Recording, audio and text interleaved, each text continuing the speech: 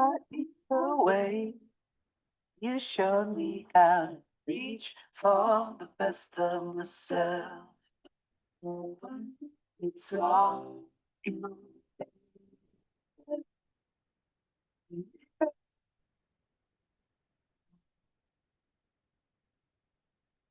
Even if I fall, trust you.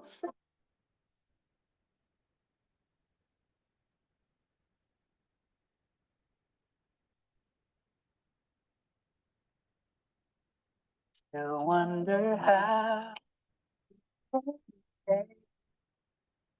you always make it right.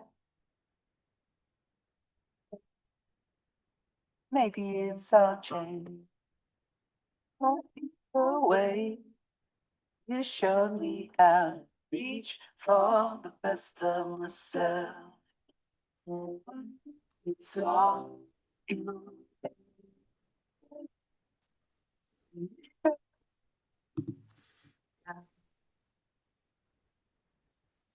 Even if I fall, trust you. Stay, yeah. Stay through the dark. I know somewhere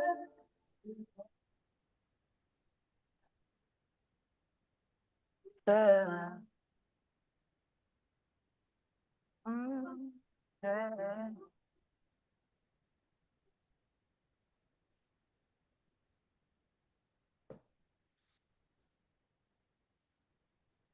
Oh, Hey, what the heck are you doing here? Hello, everybody.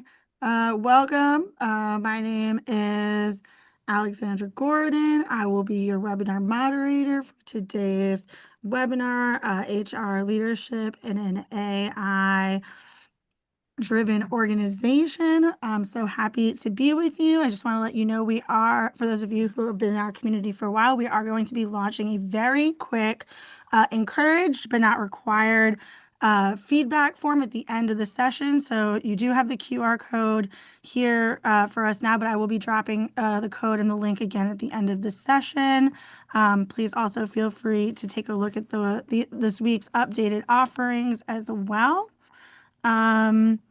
I have the distinct pleasure of introducing Stephen Murphy, who is the VP at ARG and a CAIO here with Chief AI. Today's focus is going to be on the consulting side of using AI in your businesses. Stephen said that this is an interactive webinar, so please feel free to come off mute if you have a question or a comment that you would like to share at any time. Otherwise, if that is not something that you are comfortable with or able to do at this time, you're more than welcome to drop any comments, questions, concerns into the chat, and I will be more than happy to either read them off for you or facilitate that conversation. And of course, if there are any technical issues, I'm also here for you as well. With that, I warmly welcome Stephen Murphy, and I hope you guys have a wonderful seminar. Thanks, Alexandra. Appreciate the introduction. Well, first of all, good afternoon, good morning, depending upon where you're located. I am Steve Murphy. I am going to be running a 3-part HR and AI series here in this platform. So this is the first of the series. I want to encourage everyone, if they are interested in AI for HR. Terry Moulton produced a lot of great content. She ran about 4 sessions over the summertime. Go back and find those. It does a very good job of laying out AI opportunities as an HR operator. Terry has some experience in HR as in working at a staffing organization. I do not. I am not an HR operator. I am a consultant by trade. So I'm taking a different perspective on the HR and AI opportunity here. I'm going to talk from a consulting perspective as to how I approach HR opportunities and why I think HR, human resources, is a great opportunity for AI consultants in terms of targeting and as a first entry point into an organization. So quickly on my background, I'm a former CPA. I spent a couple of years working for one of the big public accounting firms. Then I went to work for Accenture for a period of time. And for the last 20 plus years, I've been working in technology consulting, both in the product development, marketing, sales, and business analytics capacity. So I've been working in my own firm's AI initiatives and selling AI solutions through our portfolio providers for the last 2.5 years or so. So with that, I'm going to jump into the deck because everyone loves a deck. So we're going to talk about HR leadership in AI. I'm sorry, Steven, for interrupting. I You're didn't not share. currently sharing your screen. Yeah, my apologies. Got too involved.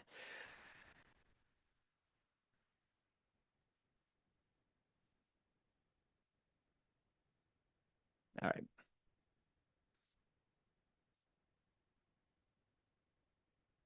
Okay. Everyone see the title page here? Yes. Great. So HR leadership in AI.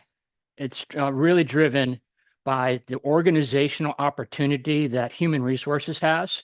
And I think as I hope to lay out for you, HR really needs to take a leadership role in all AI initiatives across an organization. And that represents a very unique opportunity for the folks in AI and consultants who are working with these HR leaders. So quick agenda. We're going to talk about what the HR leadership opportunity is and why we as consultants should care. We're going to talk a little bit about prospecting into HR as consultants. We're going to talk about how HR can, once you're in a relationship with an HR leader, they can really be a strong advocate to introduce you to the rest of the organization. We'll spend a little bit of time talking about the series outline for the next 2 sessions.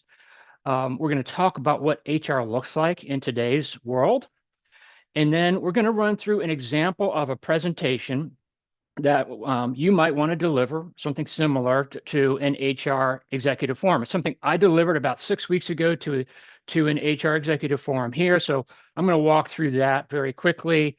And Alexandra is going to provide this deck at the end of the session, so you'll have all of the slideware to the degree that you might want to review it or utilize it in the future. So it's up to you.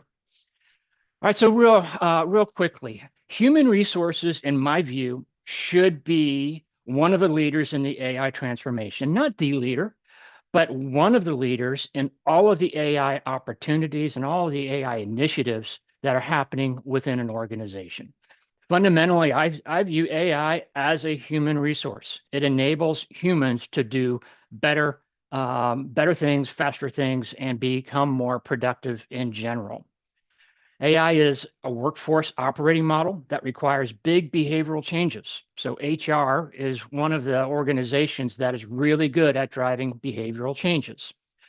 It requires new skills, roles, and a revision and evolution of the organization's culture. And it involves change management and a lot of apprehension coaching, which requires emotional intelligence. Something that, quite honestly, most of the other operating organizations within a typical business don't have. It also requires training, evaluation, and feedback mechanisms, things that HR is very, very good at. So in my view, HR is really the best organization to position themselves to manage these human aspects of AI. Fundamentally, I heard one of the stories during the presentation of one of the companies that was attending the presentation that I did, talked about how IT had rolled out Microsoft Copilot to the entire organization. And they didn't do any training. It just kind of appeared one day. And an email went out, say, hey, do you now have access to Microsoft Copilot? And no one used it because no one knew how to do it. if they had had someone from HR involved, someone with a training background, someone who knew how to actually launch things within an organization and get people to adopt it, they might have had more success. That's just one example of many that I've come across. So HR's leadership is critical, and many initiatives fail in technology. We've heard all of the reports. You know, the MIT study that came out last fall that said 90+% of AI initiatives don't exit pilot. A lot of this happens because there's really isn't a people process set up to move the initiative out of the idea stage or out of the pilot stage. By enlisting HR, you do increase your probability of success. You get more champions within the organization, and importantly, you get champions who can continue to work with the people who are you know, up to their elbows in the AI initiative, and be their advocates out to the rest of the organization. HR typically has tools to track and drive adoption. They've done this before. They know how to run contests. They know how to run surveys and so forth within their organization. And they understand the effective incentive and performance systems that work within their company. So, you know, what we understand as effective performance or incentive tools may not work in every company, but if you're in human resources and you've been there for a while within an organization, you probably have a pretty good idea of how people can be incented or encouraged to adopt a new form of operating.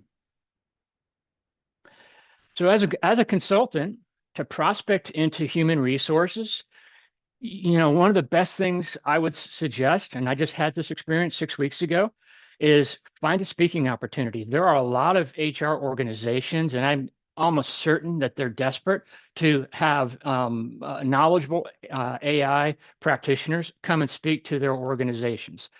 The session that I ran in mid-January had about 40 attendees, and since then I've interacted with about 6 of those, so about 15% hit rate in terms of lead generation. And they're still filtering in. I get, you know, 1 or 2 pings now every couple of weeks. So maybe I'll get up to 10, maybe close to 25% opportunity generation just from that one speaking event. Now, I'll acknowledge not everyone is excited about public speaking, and I'll just share my personal background. There was probably no one on this earth that was more intimidated and afraid of public speaking than I was at one point in time. I grew up with a stutter, and I could not speak in front of people. In fact, it got so bad that at one point in my early career, I was up in front of about 300 people, and I froze for 30 seconds.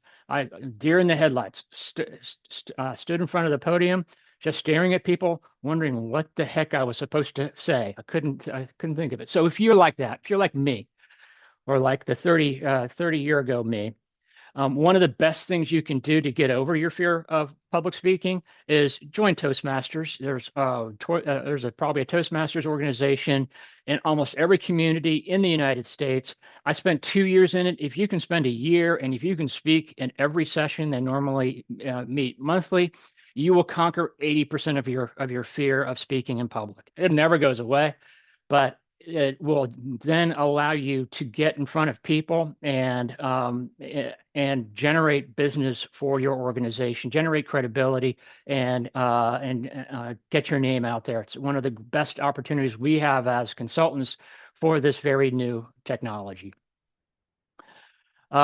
Further about marketing to HR. It's my perspective, I don't know this for a fact, but it's my perspective that HR leaders get less inbound marketing clutter. HR generally has fewer systems that they have to manage, fewer things that they buy, so there aren't as many salespeople banging on their door to get in. So they may be more accepting and willing to take some inbound marketing from you.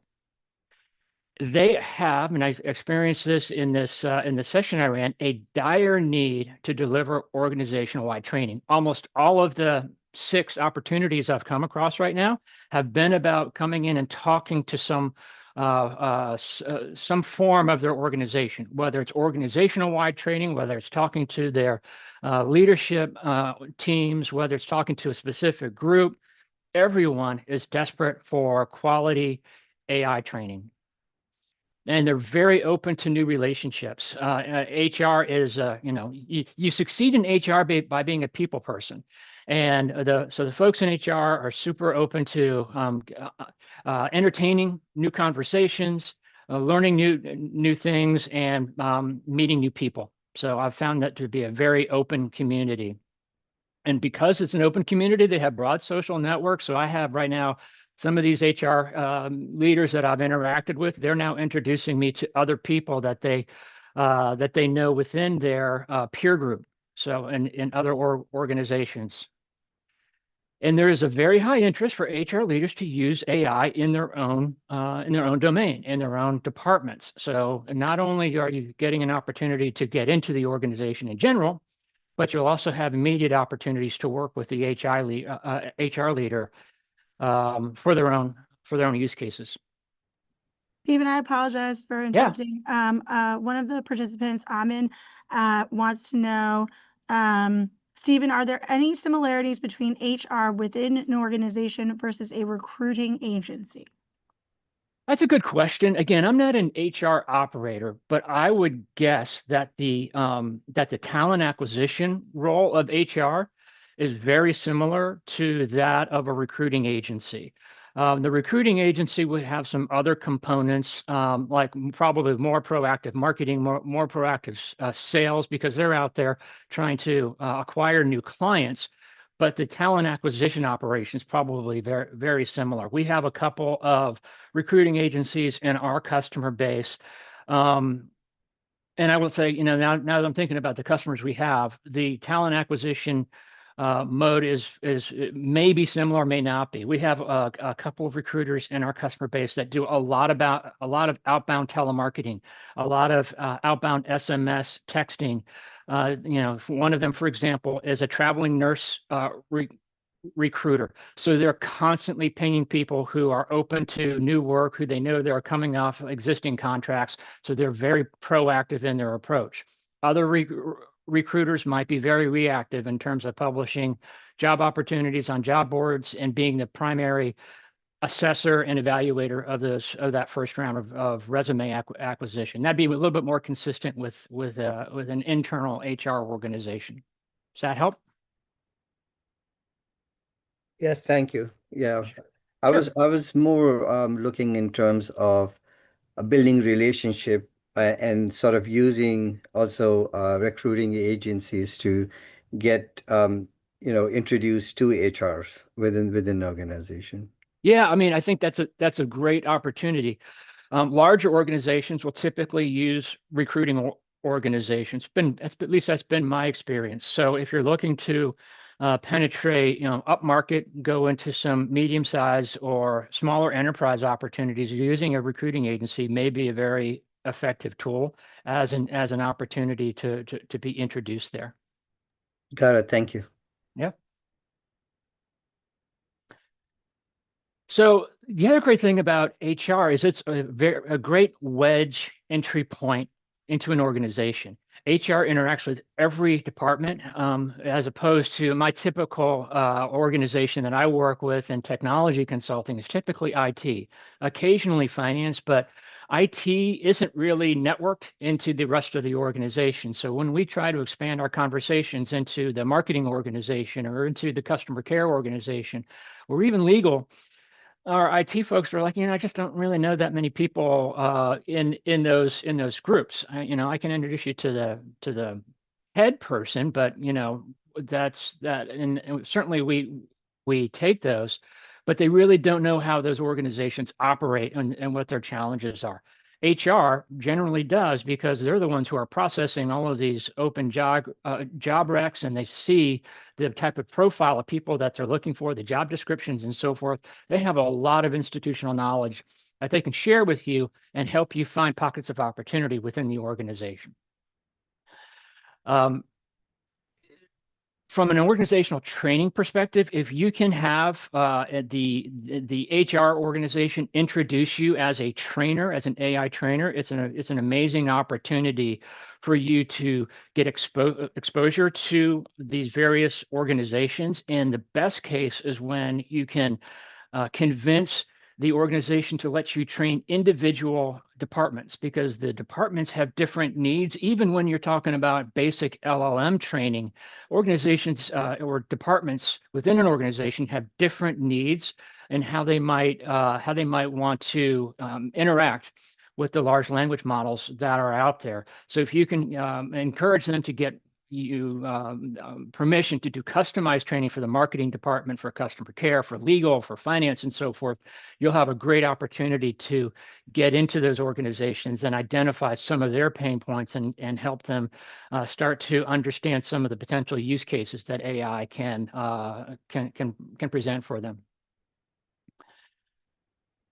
The other opportunity is that HR should be aware of when AI is being brought into some of the legacy systems and computing platforms that the company already has. AI is not necessarily entirely a greenfield opportunity for consultants. There's a lot of technology debt that companies have that they have to figure out how to leverage to the best of their ability. A lot of these software platforms are introducing new AI capabilities. Frequently, the training that's associated with those new capabilities is lacking. And so if they want to introduce an AI capability, let's just use in a talent acquisition system for the HR department itself, they want to introduce an AI capability to help them sort through and prioritize and score resumes. You may be in a better position to help them understand what the opportunity is there, how they might want to tune that AI capability in that existing system, and how they might want to train their organization to utilize that most effectively. You might be in a better opportunity to actually do that than the actual software provider themselves, because you've had a broader range of experiences than that basic software provider. So there are a lot of opportunities for or when you're targeting an HR organization in terms of being able to get out there and socialize among the rest of the organization. So in quick summary, HR, in my view, is a great consulting prospect because they're a natural leader within the organization for AI transformation.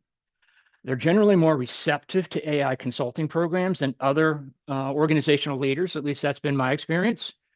And there's a strong cross-organizational relationship to sort of land and expand. And as a consultant, that's sort of the holy grail of what we want to accomplish. So, any questions about why HR is a good target for our prospecting? I'm going to just sort of pivot into some other content here. Okay, great. So the series that we're gonna go through, and today we're in session 1. We're gonna make the case of for HR. We're gonna talk about why consultants should prospect into HR. We've just completed that phase. We're next going to talk about HR and sort of an overview and what you should expect when you start to interact with HR leaders. And then we're going to go through that HR event presentation that I did 6 weeks ago. And we're not going to go through slide by slide in great detail, but I wanted to kind of give you a sense as to my approach in presenting to this HR leadership organization, and show you one example of what you might be able to do should you have a similar conversation either with a group or an individual HR leader. In the following 2 sessions, we're going to jump into HR use cases.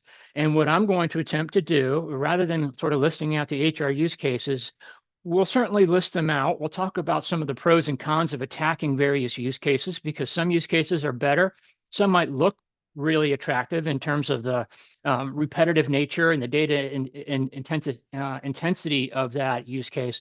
But some have some pretty strong pitfalls that we want to be aware of. So we'll go through a bunch of HR use cases in detail and evaluate them as to whether or not they might be good opportunities for us as consultants to engage in an HR organization. We spent 2 sessions doing that.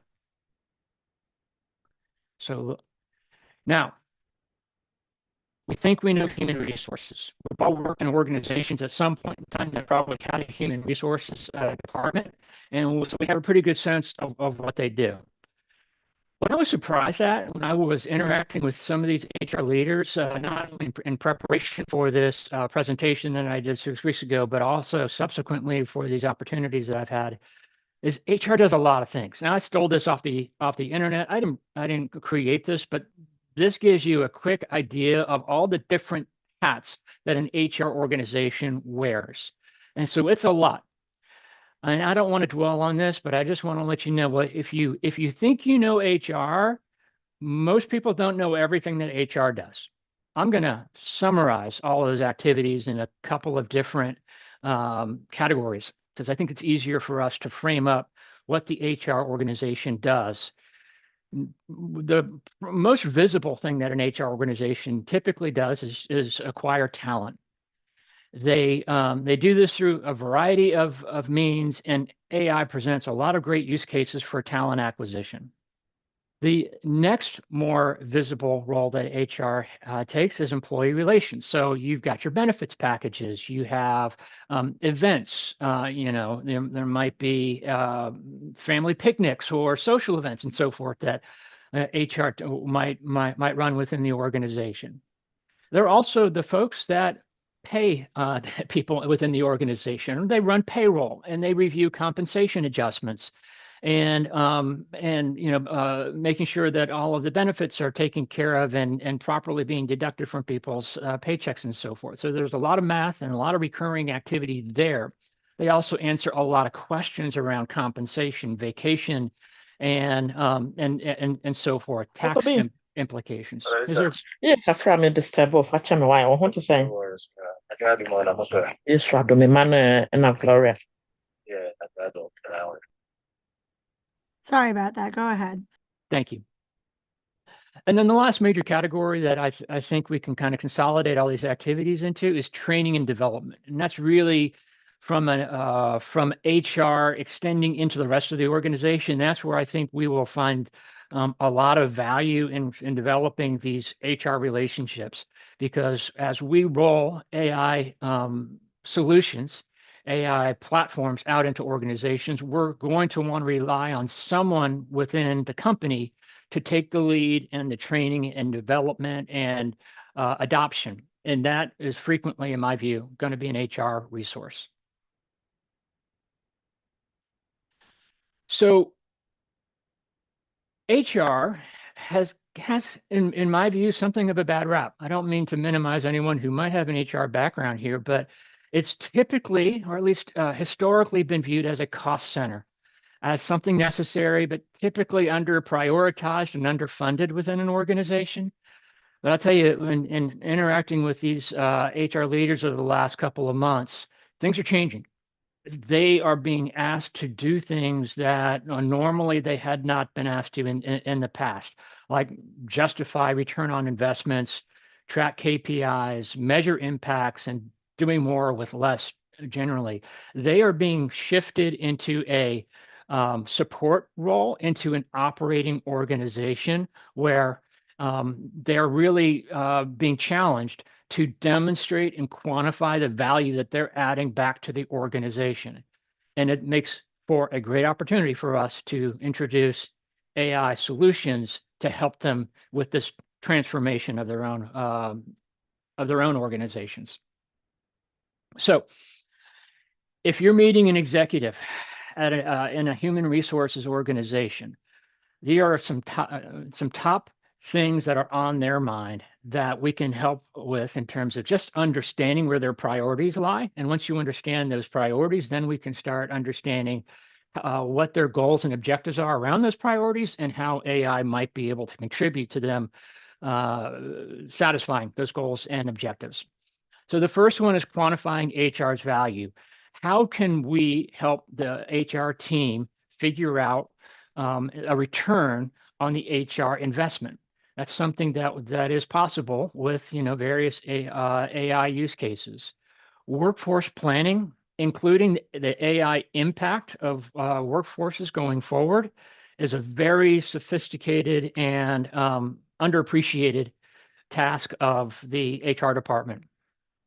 We mentioned talent acquisition a couple of times. It's really not about talent acquisition. It's not about getting rear ends and seats. It's about getting the right people in the right seats. And AI opens up a lot of great opportunities for us to think creatively about how to target the right people through the various, social networking platforms that are available to us today. Retention and engagement of employees. It costs way more to bring in a new employee than it does to retain an existing employee. So how can we help HR identify those people who might be less engaged than we want, and therefore be a retention risk? How can we help HR identify organizations that have high rates of turnover, and what we can do within that organization to reduce that level of turnover, while we also help them figure out how to acquire the best talent? HR is responsible for designing how work works. I put this in quotation, but our work environment is changed dramatically under COVID, and it's continuing to evolve. And HR is going to be challenged as AI becomes more and more prevalent within the organization to figure out how that new aspect changes how they perform their work. And they're going to be doing a lot of coaching within these operational organizations as to how they can implement HR and adjust their workflows to accommodate the new productivity tools that are going to be available to them. The next one is role and compensation equity. We want to make sure everyone is paid the same who are doing the same work generally. And so lots of AI opportunities there to do some, comparing and contrasting of various categories of employees, and making sure that everyone is reasonably compensated for their role, contribution, and experience within the company. Skill development and reskilling. There's going to be a ton of reskilling required within an organization as AI becomes more and more prevalent. It's just a matter of fact that those who are willing to adopt new skills will be successful. Those who want to maintain their existing set of skills and sort of not evolve are going to struggle and potentially be left behind.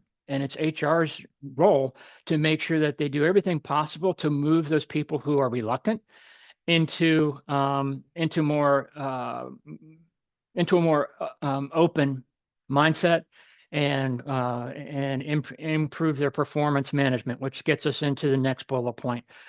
Making sure people are performing at the highest level possible is one of HR's biggest goals and opportunities to contribute to the success of an organization. Culture leadership. There's no one owner of culture within an organization except presumably for human resources.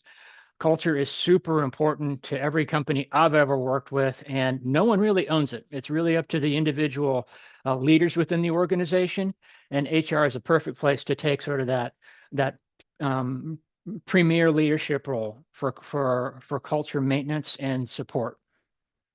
And then compliance and risk management. There are a lot of risks associated with human resources.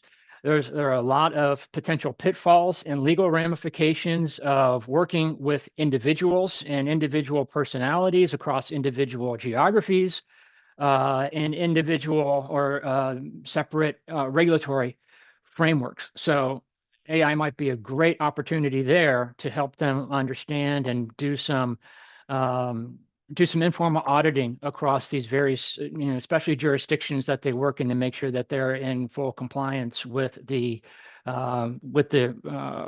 regulations in particular areas.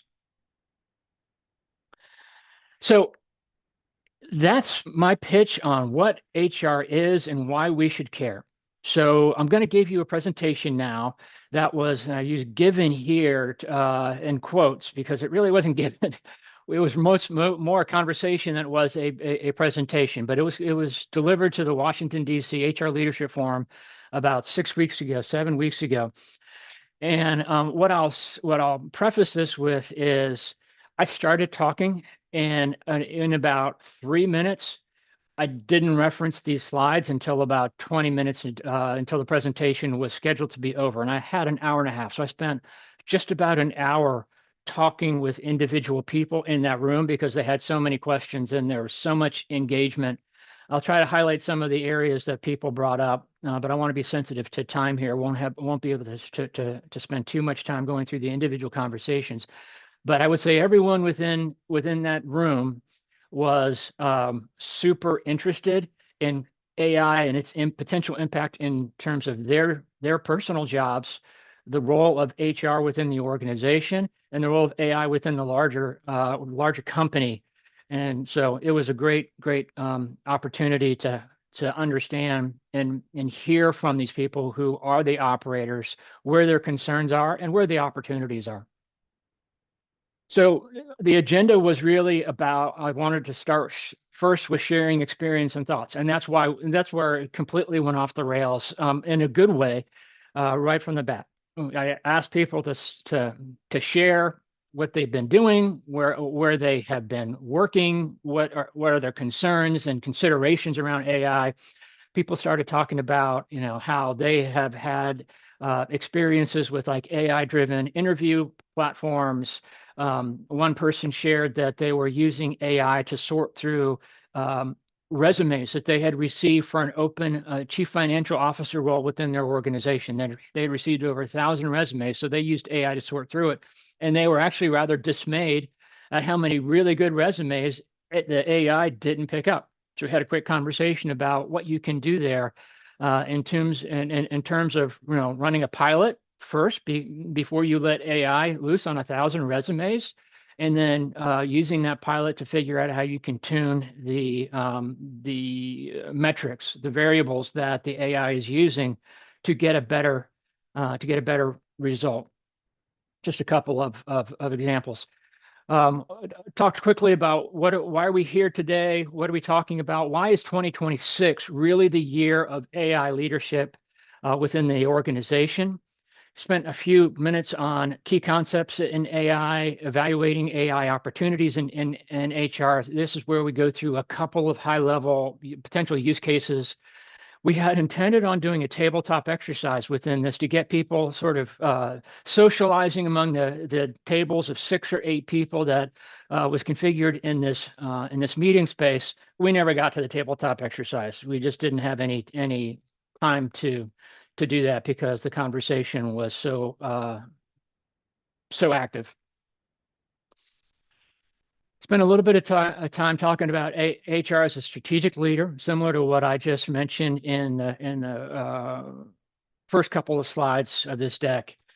Talked about some execution and change management issues that they need to be aware of, and then a quick conversation about how to take action. Again, I went through this slide deck in about 20 minutes at the end of the presentation. I had conversed about a lot of the content during the course of the hour-long conversation that we had, the free form conversation. So I'm going to kind of take you through this. Feel free to stop and ask any questions as we go through it. Excuse me. So AI this is the sharing part. AI is a journey. What's your experience and what are your thoughts and perspectives? And we got all sorts of, from people saying we don't use any AI. We have a strict policy against using AI within our organization, to people who are saying, I know my employees are using AI for things that they probably shouldn't be using, and I have no idea and no way of policing it or controlling it, and I'm really concerned. Very few organizations have existing AI strategies. beyond maybe an AI policy that, statement that they have sent out to the employees talking about what's an acceptable use of AI. That's one of the things that I did do in this presentation is I created what I guess you can refer it to as a virtual leave behind, but I created an AI policy creator, GPT. So I know there's one on the CIO platform that we can use as members of this community. I created a brand new one, and I shared it with folks to say, hey, if you don't have anything yet, at least you should have a policy. And here's a way of getting a policy out into your organization relatively painlessly.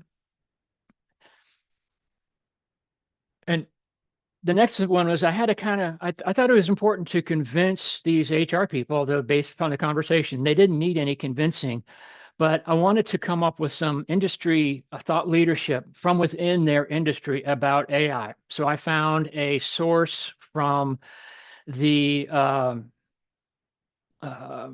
Society for Human Resource Management. They issued an AI playbook back in 2024, which said in the very first couple of pages, every worker will be touched by AI in the next decade. And the workplace will naturally select the AI curious, and AI supports inclusivity, well-being in the workplace. So what it's saying here is that every worker needs to be oriented towards AI over the coming decade. I actually think a decade is too long. This was done 2 years ago. So we're already 20% through that decade that they were referencing. And I think it's probably going to be shorter than a decade where it will touch every, let's say, knowledge worker. I don't know if it'll touch every worker in every workplace, but certainly anyone who's sitting in front of a computer will probably have an AI instance that will help them do some of the work that they have done in the past.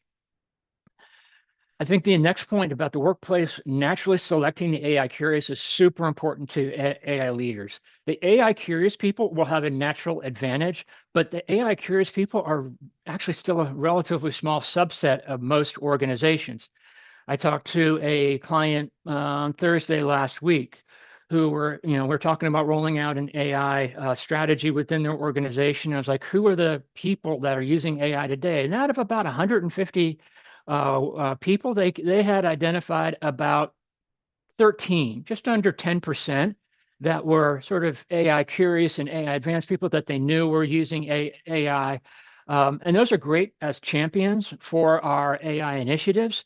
But it means that the other 90% plus of the organization might need some extra help, might need some extra coaching and extra support to become AI comfortable.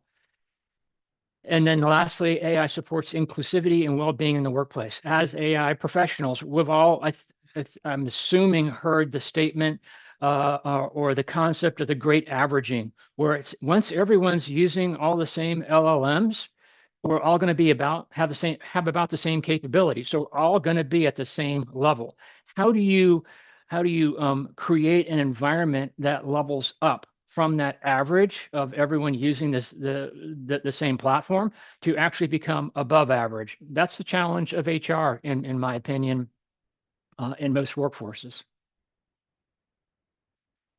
Couple things to just sort of create some urgency and maybe a little bit of uncertainty. 66% of users use AI daily. People experience about a 20% productivity boost. That's why they're using it daily, even if it may not be consistent with the corporate policy. The productivity boost is just too great to walk away from. And 88% of the people out there are self-taught, which is super scary. We have high usage, big incentive to use it, and we have limited formal training. And so it's really the wild, wild west in the worst form. Key concepts, I'm not going to spend any time here. I wanted to explain to them what generative AI was and what agentic AI was. We all know and appreciate those two terms. I won't spend any time here. I listed out some potential AI use cases and some of the key benefits that can be derived from these HR use cases. I won't go through these here in detail. We're going to have 2 other sessions where we're going to do a deep dive into AI use cases. So not that big of a deal here. We'll talk about that in the future. A lot of risks that HR is not necessarily aware of in implementing AI. Biases and inaccurate output. So just going back to that mention of the HR leader who had 1,000 resumes for a chief financial officer position, and it was rejecting a lot of well-qualified resumes. Well, you have to ask yourself, what type of bias was in the training of that AI solution that resulted in it selecting or deselecting certain characteristics that were otherwise attractive to the organization. Over-reliance on AI. You always have to have a human review, and actually I've stopped using the word review in my conversations. We don't need human review of AI, we need human editing. Review is passive, editing is proactive or active. So people need to edit what comes out of an AI before it moves on to the next step. Resistance to adoption. We've talked about, how people are less than AI curious. They want to continue doing the things the way that they know how and the way that they're comfortable with. So you want to start with low risk, high value projects to build trust, to get people into the mode of being open to adopting an AI process. Lack of trust. Everyone knows that AI, especially when it first came out, wasn't great. There was a lot of hallucination. It wasn't always accurate. It's gotten way better, but that, first impression is there with a lot of people. So one of the things we can do to help instill trust is always disclose when something's fresh out of an AI platform. Internally within ARG, everything that comes out of one of our AI platforms always has a disclaimer at the bottom that says this was generated by AI. It is not to be disclosed to the public until it has been edited by a consultant or whoever else might be responsible for that work product. And then lastly, privacy breaches. We need to have strong AI policies about putting proprietary information into an LLM, and we need to have very secure AI platforms that if information is put in, we have a general high level of trust that information will not be shared outside of the domain of that organization within that LLM. We talked a little bit about security. I won't go into security here. Talked about a lot of the concepts already. Here's where I, sort of shamelessly plug this AI draft policy generator. And secondly, I'm a big advocate of secure AI access platforms. So you can go into OpenAI, ChatGPT, get a Teams account. That'll secure your data. You can also get an enterprise account if you want something organization-wide that's super expensive. All of the LLMs have something similar.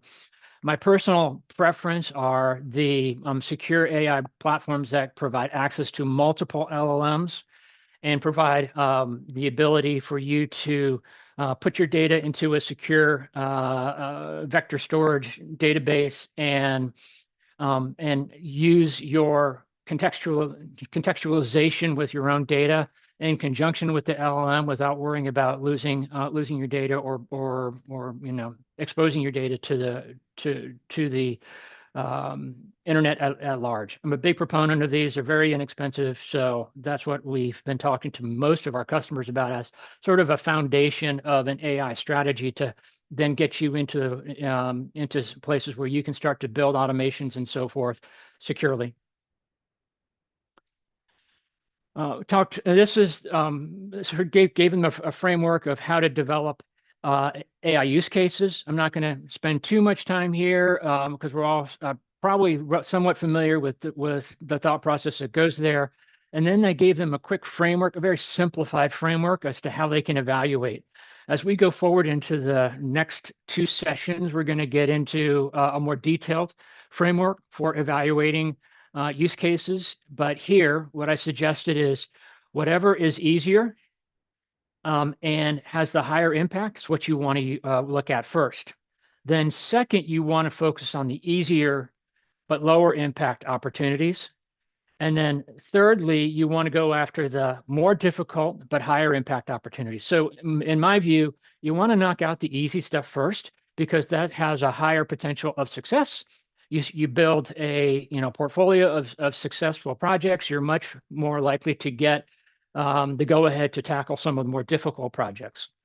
The ones that are difficult and lower value, you handle those last, maybe never. This is when we were going to do a tabletop exercise, never got there. This is the HR as a strategic AI leader within the organization. We've talked about that, so I'm going to blow through that. Change management, ethics and compliance. We don't talk enough about ethics and compliance because a lot of the things that we're doing don't really seem to have a ethical nature to them, right? But almost everything does. Everything has bias, especially the way we might craft a prompt, for example. It may not be the typical bias that we're familiar with. Maybe it's more of a philosophical bias. Like if I'm a marketing person, I might have a philosophical bias to outbound marketing versus inbound marketing. I can create a prompt there, and my bias might inadvertently be show through in my prompt drafting. We want to maintain as much as much unbiasedness or lack of bias as possible in everything that we do within AI, because it can perpetuate and be magnified throughout the entire process. Data quality and integration, something that HR has a lot of exposure to different forms of data, and the data quality is frequently not great, especially in HR where it's very frequently free-form. Skills and readiness, we've talked a little bit about. Employee trust and adoption, we've talked about. And continuous governance. I don't think that's something we talk enough about within our own industry, consultants. This is not a once and done, set and forget. This requires continuous governance, and making sure that the models don't drift, constantly checking that the models that we develop remain accurate. And then just key takeaways and how to start. So with that, we are 7 minutes until the end of this session. I'm going to take it myself off share and see if we have any questions.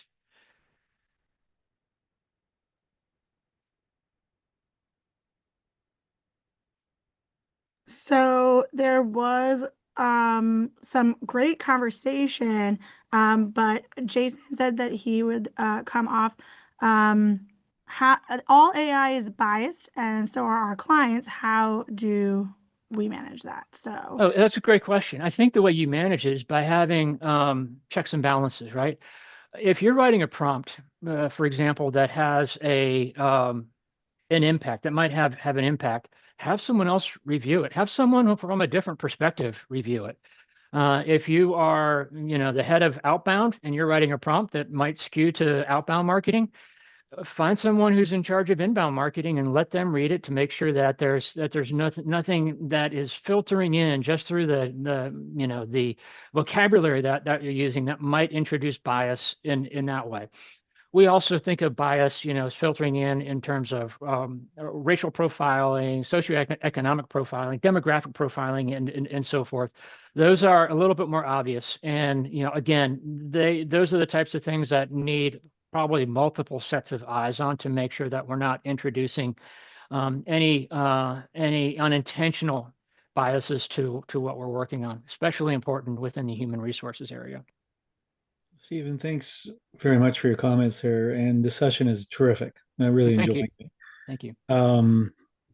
The challenge that we were in an ethics and governance certification for AI late last year. And the challenge I said was that, all of the large language models are trained on information gathered mostly from the internet. And all of that data is created by humans. And humans are all biased based on their own previous experiences, where they're born, which country they live in, et cetera, et cetera. And it's not that the PhD students were making the assertion that all bias is bad. Like we want to be unbiased. Well, there's no such thing really. And Sure. secondly, do we want to be unbiased? Like if I'm going to create some marketing content to go after HR professionals here, for example, we live in a democratic and capitalistic society. I am not going to use the Kimi K2 model from China, which is based on no concept of intellectual property, to go out and create my marketing. So I kind of want it biased on the North American models because my clients are biased. They're going to expect to hear information that's related to them. And so I kind of like the bias Sure. by choosing that model here. So that's Sure. just So food no, for that's thought. that's a great point. What you're describing is a spectrum, right? Hmm. We have a spectrum of biases. Some biases are appropriate because it's culturally relevant to be biased in one way, shape, or form. I think especially within HR, we want to create a system that doesn't create a structural disadvantage to people who shouldn't otherwise be disadvantaged, I think. So that's the way I would summarize that.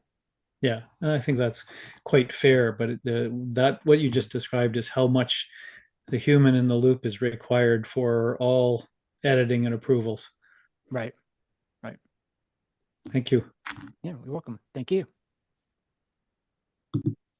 Anything else, Alexandra? I have not been looking at the text or the comments. As of right now, there did not seem to be any questions, so we can open to any other questions, but mostly it was just congratulations for a job very well done. Thank you. And then there was a discussion that, shameless promotion of Chief AI, that a lot of really cool conversations are actually happening around this, only because I think it's very interesting personally. Where, let's see, it's really talking about like Nora said, from experience, I know people are not comfortable with change. That is part of human nature. That is another part of change management, where we can stay updated with innovation by staying updated with some portion of the AI for us not to be left behind in the innovation. Jason said, I suspect that AI-powered employees can attract higher salaries. That the increase in comp is not as great as the increase in productivity, a win-win for all. Yeah, Intersectionality. Alexandra, can I just interrupt you? I want to go back to the Of adoption course. piece because I'll just throw out an example from within our organization. So we launched an AI platform to our consultants, to our technology consultants, that would help them create our consulting document that we delivered to customers to help them make a technology decision. And our AI solution was widely praised, lots of accolades. And we really had to get people, we had really had to twist a lot of arms to get people to actually use it because they were just so embedded in their existing form of operation that they would forget that this is available to them, or they would wait till the last minute. And we have an SLA, service level agreement, to turn these solutions around, to turn these documents around to our consultants within 48 hours. You'd think that'd be a pretty reasonable turnaround time. Well, a lot of the consultants normally wait till like the day before to start creating their documentation. So they felt reluctant to go back and ask for something that might take 2 days. And so adoption is challenging even when you're giving people a great advantage to what they were doing before. We were saving people, 4 to 6 hours for each project at a very crucial time, when they're trying to prepare to propose to the customer, and they weren't taking advantage of it. So it's a remarkable thing that super intelligent, very well AI astute. We have an AI certification program within our organization. Everyone is AI basic certified. So everyone understands the opportunity of AI, at least the content that we delivered to them that they got certified against. Everyone understands that, but it's still challenging to get people to actually adopt it. Habits are very hard to break. Muscle memory is very hard to reform. So it takes work, and that's why I think HR is a super a super ally to have in these conversations, because they will be in the organization when you've left. They'll be in the organization when you're off doing something else, and maybe you're just coming back for some maintenance or whatever. They can continue to fight that fight for you.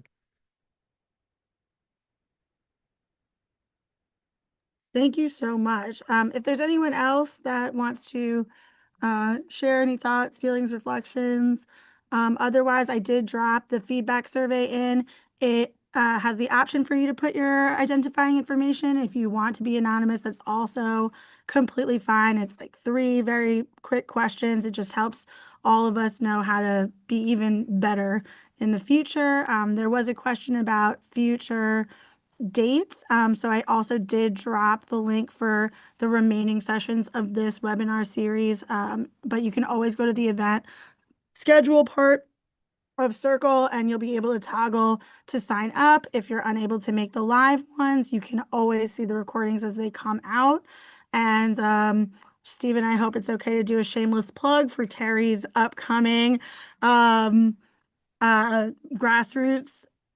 book locally grassroots series that's coming up on Wednesday. I'll be there. I always look forward to her and all of her glorious energy. Yeah, she's awesome, and definitely attend her sessions. She's super energetic. Unlike me, I am kind of monotone, whatever. Terry will keep you awake. I thought you were wonderful, and everyone seemed very engaged. So thank you so much, Stephen. Thank you everyone so much for being here. I can leave the room open, but otherwise, please have a good, safe day wherever you are. And we hope to see you again very soon. Thank you. Take care. Thank you so much.